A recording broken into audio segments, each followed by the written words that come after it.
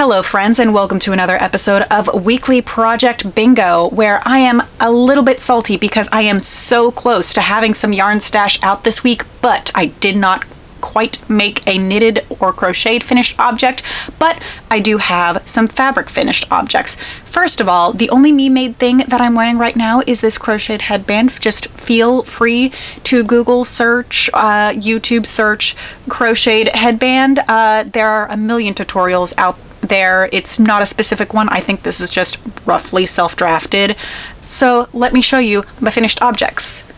It is a stack, a whole stack of potholders. I showed you the other week that I made some potholders and I stuffed them with flannel, 4 layers of flannel fabric. These have 2 layers of flannel fabric in them, but I also got some Insulbright, so there's like the actual potholder filler material. This is also a great way that I got rid of some of my quilt scraps. We have 3 pairs of potholders and 3 just spare ones. So a close-up look at the 8" by 8" quilt blocks. I don't think that this is one that I could feel comfortable giving away because I was a little scant with my seam allowance there, and you can see that there is just a little bit of that salvage peeking up from the top, so I just don't think that it's ever going to leave the house. I can definitely use it still, and it's a cute little chicken pot holder. This is also a cute little chicken pot holder. The border, it's brown and black, just because with these one-off ones I was trying to stash bust as much as I could, so it has a bit of a unique little border around it. This is another one that's a little stash busty because it's pink all the way around except for that one little corner right there that's yellow. I liked the star better, but we went with this design for this one just because I started sewing the triangle blocks upside down and realized it after I got them all done and was like, you know what? We're rolling it with it. We're just going to go with it, and this is just going to be a slightly different pattern then. This has a pair where the only difference is like these little blue corners. There's a slightly different blue fabric in the corner. I think they're cute. I think that this is going to go to significant other's grandmother. This we think is going to go to significant other's other grandmother because it has gnomes on it and she is a huge fan of gnomes. And this is the last set of potholders. This might go to significant other's parents. And something about this bias tape. That is the bias tape that I used on my first version of the walkaway dress for the walkaway dress challenge for my rush draft.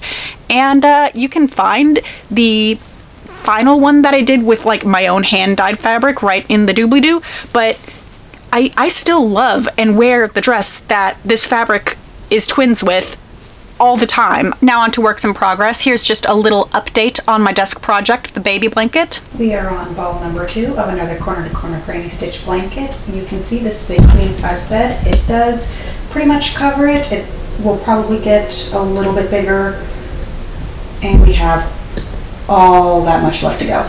Another work in progress, I cast on a color tip tee by Emily Curtis. I had to go and sit in a courthouse for a while, so I cast on the color tip tee by Emily Curtis in Woolberry Cashmerino. It is so soft, and like, look at this really pretty like mauvey browny pink color.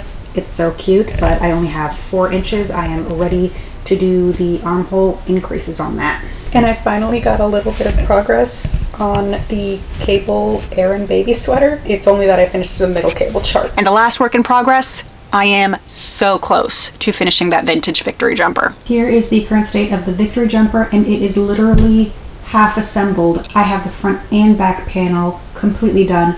Both sleeves completely done. One sleeve half sewn together, the front and back sewn together at one end.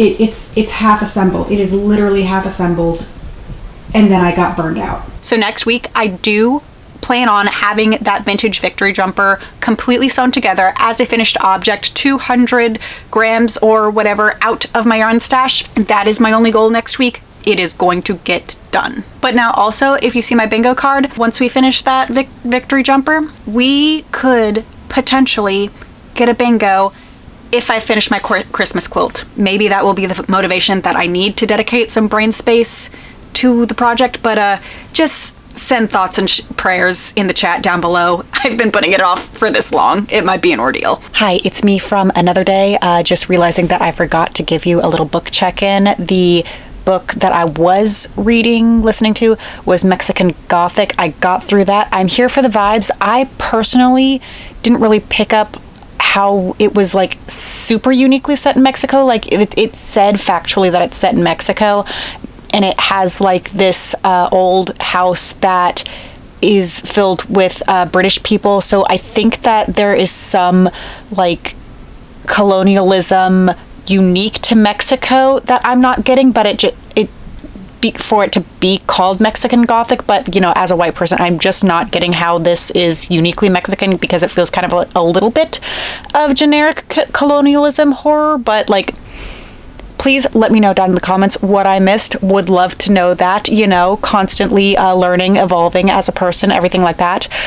Then I went on to the 5th, I think it was Chapter House Dune. Yes, it was Chapter House Dune.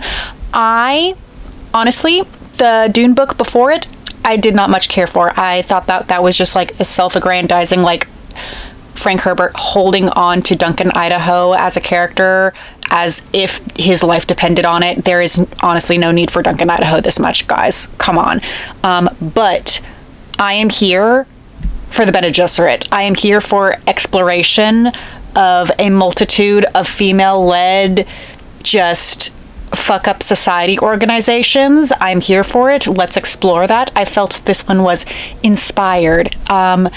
Do I think that Frank Herbert can do character-driven stories that well? No, but I think that this was better and more concise and had a good storyline to it. Will I read any more? Let's find out. Leave any questions, comments, or concerns down below. Thank you so much for watching. If you like this video, subscribe, hit the bell icon so you know when I actually do post.